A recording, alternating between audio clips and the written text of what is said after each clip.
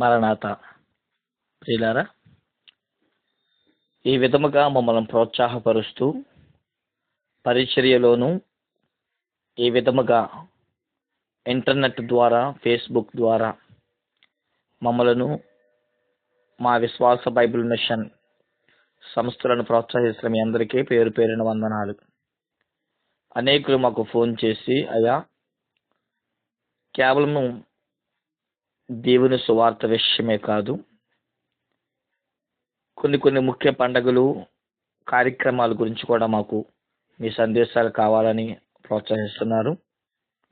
అందుకని గృహప్రవేశ కార్యక్రమాల విషయమై, లేదా జన్మదినాల విషయమై, జ్ఞాపకార్థ విషయాలై, ఇలాగా దేవుడి యొక్క ప్రేరేపణ ద్వారా ఒక్కొక్క ప్రసంగం ఈ విధంగా మీ వద్దకు పంపించడానికి మేము ఎంతగానో ఇష్టపడుతున్నాం.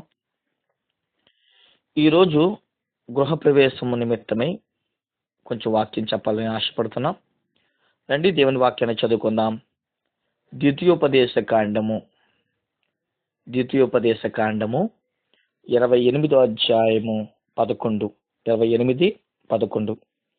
మరియు యెహోవా నీకిచ్చెదనని నీ పితరులతో ప్రమాణము చేసిన దేశమున యెహోవా నీ గర్భఫల విషయములోను, నీ పశువుల విషయములోను, నీ నేలపట్ట విషయములోను నీకు సమృద్ధిగా మేలు కలగచేయును. చాలండి.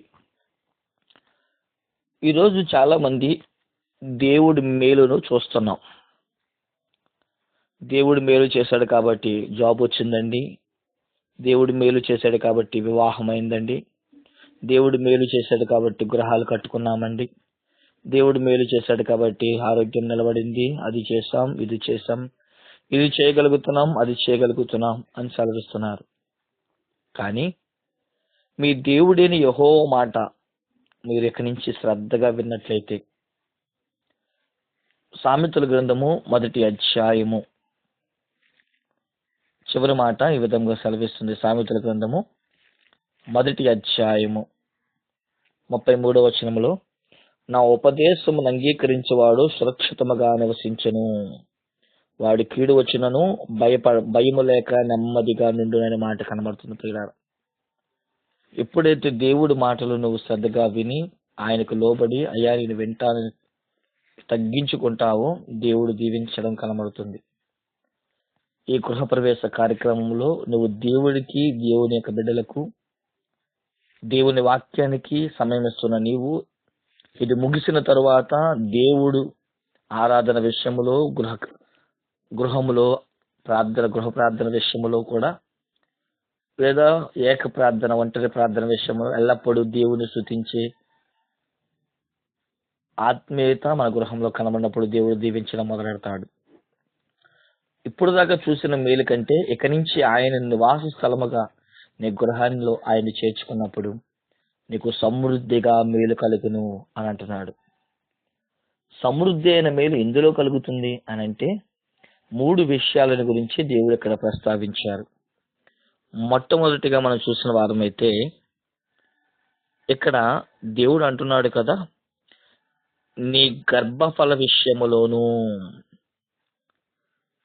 నీ పిల్లల విషయములోను, లేదా నీ కుటుంబ విషయములోను నువ్వు దేవుడికి అవకాశం ఇస్తున్నావు కదా, దేవుడు నీకు అవకాశం ఇస్తున్నాడు.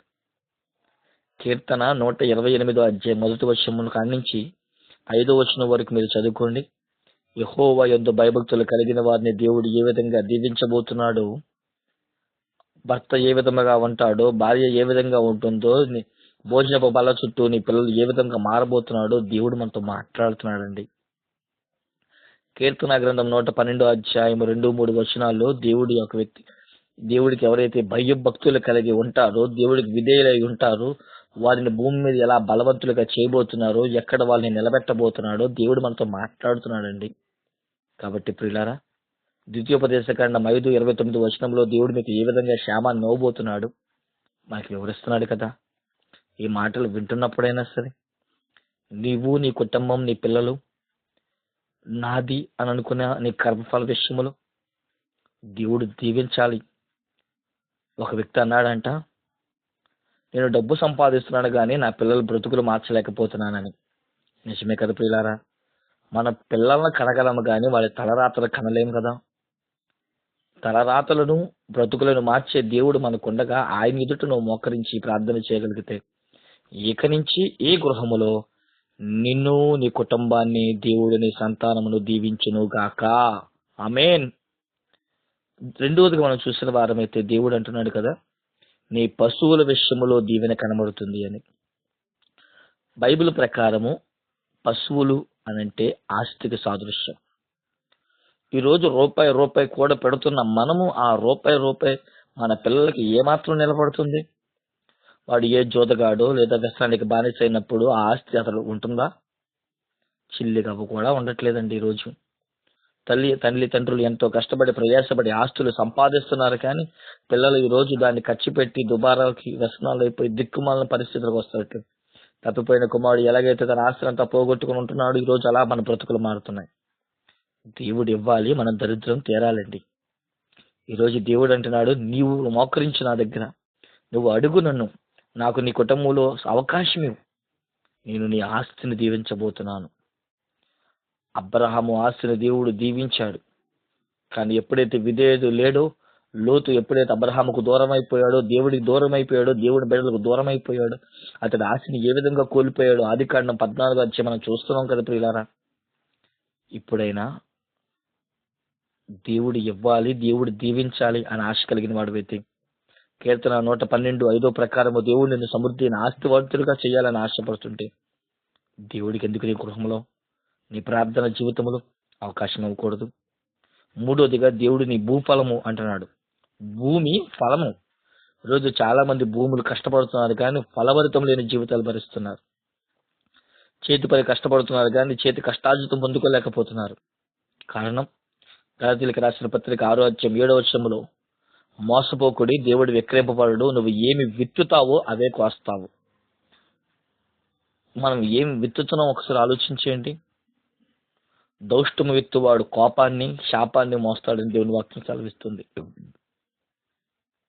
మనము ప్రేమను విత్తాలి, ప్రార్థనను విత్తాలి, కార్యము అనే ఫలాన్ని కొయ్యాలి. ఈ రోజు నుంచి నీ కుటుంబంలో గర్భఫల విషయములో, పశువుల విషయములో, భూపంట విషయంలో దేవుడిని పట్ల కార్యము చేయడానికి ఈ గృహ ప్రవేశం రోజున ఇక్కడి నుంచి నువ్వు దేవుడికి స్థానాన్ని ఇవ్వగలిగితే బండ మీద కట్టబడిన ఇల్లు వల్ల ఎల్లప్పుడూ నిలిచి ఉంటుంది. ఈరోజు అలా నిలవబడాలని మా ఆశ, మా తాపత్రయం, మా కోరిక. అలాగే నువ్వు ఉండాలని ఆశతో ఈ వాక్యం మీ అద్దకు తీసుకురావడం జరిగింది.